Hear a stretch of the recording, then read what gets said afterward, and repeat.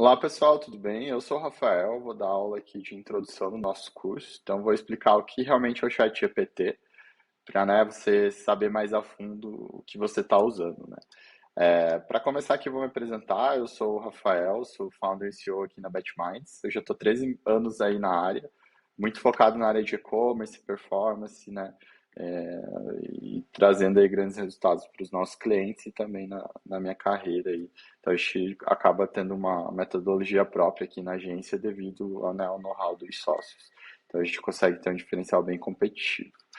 É, aqui para a gente começar, né, eu vou falar o que é inteligência artificial, né? Inteligência artificial é uma área da ciência da computação que busca, né, criar máquinas, né, capazes de realizar tarefas que, né, a gente precisaria de um humano fazer, né, como raciocínio lógico, aprendizagem, resolução de problemas. E essas máquinas, elas são programadas para aprender com os dados e informações que elas recebem, assim como seres humanos, né? Então usa muito do conceito de experiência e observação, que é como o humano aprende, né? E a inteligência artificial pode ser usada em diversas áreas, desde a automação de tarefas repetitivas, que seriam, né, coisas que eu acho que é o maior ganho assim da humanidade, para a gente não ficar fazendo aquele tipo de tarefa, mas também como coisas complexas que você precisaria ter, né, algo mais acurado, realmente, né, coisas que precisam de lógica e que o humano poderia errar, né? Então, não que uma inteligência artificial não pode, principalmente ali a gente falando do ChatGPT, mas ela acaba tendo uma precisão muito grande, assim, então é bem interessante. Falando do ChatGPT, né, ele é um programa de computador que a OpenAI inventou, e ele foi inventado para realmente conversar com as pessoas, entender o que elas estão dizendo e se comportar como, né, uma inteligência humana ali para fornecer conselhos, dar informações, né, ou conversar qualquer assunto. Então, né, a OpenAI trouxe uma base gigantesca de dados, né, para essa inteligência artificial, para ela aprender e tudo mais. E daí você, com isso, conseguir ter essa troca de informações, né? Então, eles usam, né, uma técnica que é de rede neural, então é rede neural de transformador, que é projetado para lidar com essas tarefas de processamento de linguagem natural, né, como entender e gerar o texto, né, porque daí ele entende o que que você mandou para ele e ele gera uma resposta baseada nisso, né. Então, é, o modelo foi treinado, né, em grandes conjuntos de dados, diversos idiomas, né, com o objetivo de reconhecer esses padrões, relacionar as palavras, frases, trazer as respostas. Então é o que todo mundo está vendo aí, que é muito legal, né? Eu sou entusiasta aí de tecnologia, acho que essa é uma das grandes revoluções aí da década. Então, e aí, né, quando você conversa com o ChatGPT, ele analisa a sua mensagem e aí ele tenta estatisticamente procurar pistas, padrões, e aí com nessas bases de informações usando o modelo de linguagem, ele te dá as respostas que são relevantes e coerentes, não que ele vá acertar todas as respostas, porque às vezes ele alucina, como o pessoal da OpenAI fala, e aí ele não tem uma curiosidade assim, tipo de 100%. E aí depois vou mostrar alguns estudos ali na frente que mostram, né, qual que é o percentual, em quais áreas, né? E também o legal é que o ChatGPT ele usa suas respostas de base anteriores, né? Você está falando sobre assunto para se tornar cada vez mais personalizado naquela conversa. Então, por isso que é importante também quando você está construindo algo ali de algum assunto específico, ficar naquele mesmo chat para ter esse aprendizado e você direcionar a inteligência artificial cada vez mais para onde você quer, né? Que eu acho que realmente o ganho é esse, de é, você ter, né, algo ali para te ajudar no dia a dia, aumentar sua produtividade de coisas que você teria que fazer pesquisas e compilar e trazer entendimentos. Aí aqui a gente entrando, né, alguns pontos né, o ChatGPT, o nome é GPT porque é Generative Pre-trained Transform. Então ele é baseado nessa tecnologia que ela entende e gera textos de alta qualidade. Né, o GPT foi treinado em um conjunto de dados extremamente grandes, então ele é capaz de conhecer muita coisa e, né, muitos tópicos, muitas áreas, inclusive, né, foi usado muito livro. Eu acho que isso é um ganho bem legal. Inclusive você pode direcionar para o chat GPT, eu gostaria de algo sobre esse livro e daí fazer né, algo mais direcionado para não deixar tão amplo. Então, acho que quem está operando é que consegue fazer a melhor coisa. E acho que também tem a parte ali de tradução de idiomas, que é fantástico, então é muito bom mesmo. Então, eu acho que para você usar fica muito legal, até para você aprender coisas novas. Então, ele realmente traduz de uma forma muito mais concisa, assim, que às vezes um tradutor. Os tradutores evoluíram bastante, mas eu tenho gostado bastante dessa parte, né? Às vezes você tem uma linguagem, uma gíria lá daquele local e ele consegue trazer coisas bem relevantes. É, então, né, que nem eu falei, né, reforcei ali, o ChatGPT ele pode cometer erro e dar a informação imprecisa e ele fazer essa alucinação, né, que a OpenAI fala, e trazer respostas muito doidas, assim, porque ele tem um lado de criatividade, mas também ele não tem uma curacidade de 100%, é, de 100%, né, então acontece isso. E, né, o ChatGPT é uma ferramenta útil para aprender diversos tópicos, fazer perguntas, até obter conselhos pessoais. Às vezes pode falar um contexto de algo pessoal que está acontecendo na sua vida, ele baseado em livros, ou o que você direcionar para ele, ou se falar para ele atuar como psicólogo, ele te dá alguma informação, né? Então, mas tem inúmeros cenários, né? Então, vou até mostrar uns casos de sucesso de uso ali no final. E, né, como modelo de linguagem baseado em inteligência artificial, né, o ChatGPT pode ajudar a melhor compreensão e a comunicação de pessoas diferentes de culturas, idiomas, né, que nem estava falando ali, que principalmente por ele trabalhar, né, com todos esses idiomas. Né, eu vou falar aqui um pouquinho das diferenças entre o ChatGPT 3 e 4, né, teve uma boa evolução entre eles, né, quando lançou todo mundo achava que ia ser, nossa, a revolução, mas a própria OpenAI fala que teve um ganho expressivo, mas não é o que todo mundo espera, assim, que seja uma mega inteligência artificial, né? Mas não que não seja, mas teve um ganho bem expressivo, vou mostrar principalmente os estudos. Não, uma das coisas que mais teve diferença foi realmente o aumento dos parâmetros, né, que o ChatGPT tem, então são mais de 10 trilhões de parâmetros, 57 vezes mais que o GPT-3, então isso é um dos maiores ganhos. A gente também aqui, né, tem o aprendizado não supervisionado, então o GPT-4 ele aprende com os dados que não necessariamente são supervisionados lá pelo time da OpenAI, que ficam mandando, ajustando, ele vai aprendendo meio que sozinho, assim, né, como um humano. Então tem essa parte. Ele também é multitarefa, então ele consegue se conectar, né, com fazendo tarefas simultâneas, desde, né, escrever um código ali, acessar uma web, fazer, né, várias várias várias funcionalidades e não só tipo pesquisar aquele tópico ali num local. Então isso é uma coisa que tem sido bem interessante.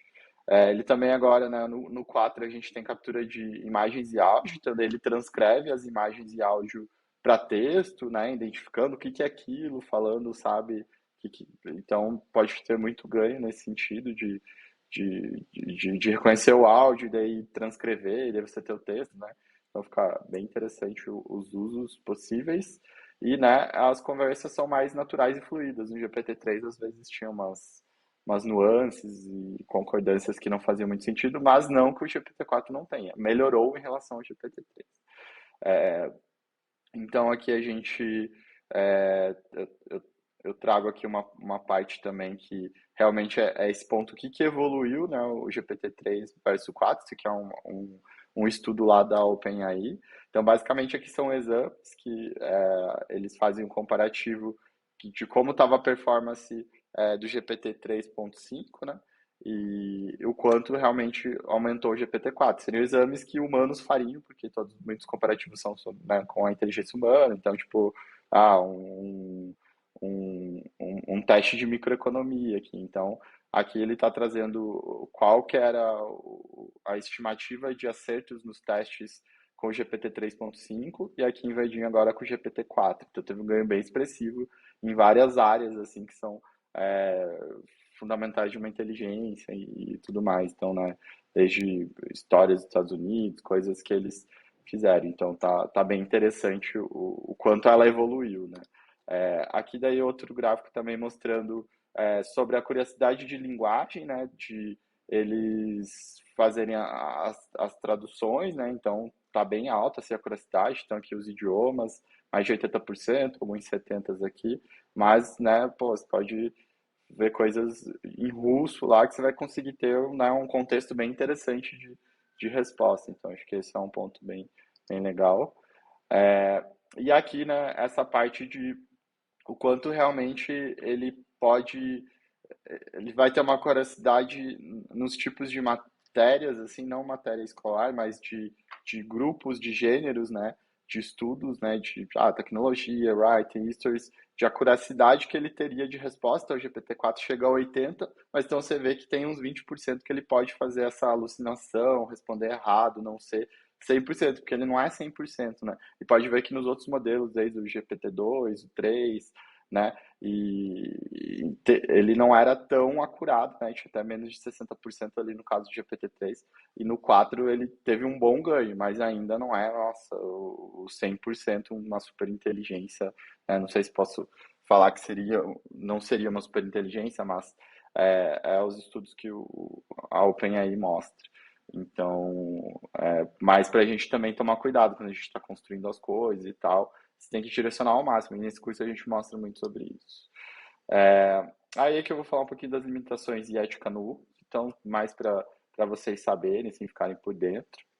Então, né, que nem eu estou comentando aqui, o contexto é limitado, então ele pode ter dificuldade de entender, ele pode não fornecer respostas precisas, principalmente quando é muito complexo ou desconhecido. Então, quanto mais você direcionar, mais trazer, né, indicar um livro, uma referência, um contexto, criar, sabe, um prompt muito rico, você vai ter respostas melhores. Né? Daí você pode ter respostas imprecisas, né? Então, de informações, porque ele, né, o objetivo dele é sempre te responder, então ele sempre vai responder algo. Então ele pode trazer algo ambíguo e também mal formulado. Ele, né, tem ausência de empatia, porque ele não tem emoções, né? Então, 10 vezes pode ser que vai te responder de uma forma muito rígida e tal, você está pedindo um conselho lá e eles não têm essa habilidade, né? É, ele tem problemas éticos, então pode ter preconceitos, limitações incorporadas no modelo, por causa das respostas inapropriadas. Depende da situação que você dá para ele, então ele não vai ser igual a um humano que vai fazer os comparativos, né, sociais, éticos, então ele tem essas limitações. E algumas limitações linguísticas, ele está em vários idiomas, mas que nem eu mostrei ali naquele outro gráfico, 80% é a curiosidade dele, então corre um risco ali de ele não conseguir entender, né, que nem até fala aqui que pode ter algumas variações de gírias, né, de alguma região, então, mas acho que no contexto geral você consegue ter uma boa tradução. Não que você vai usar ali como um tradutor faria, né, uma coisa, mas você consegue construir algo nesse sentido.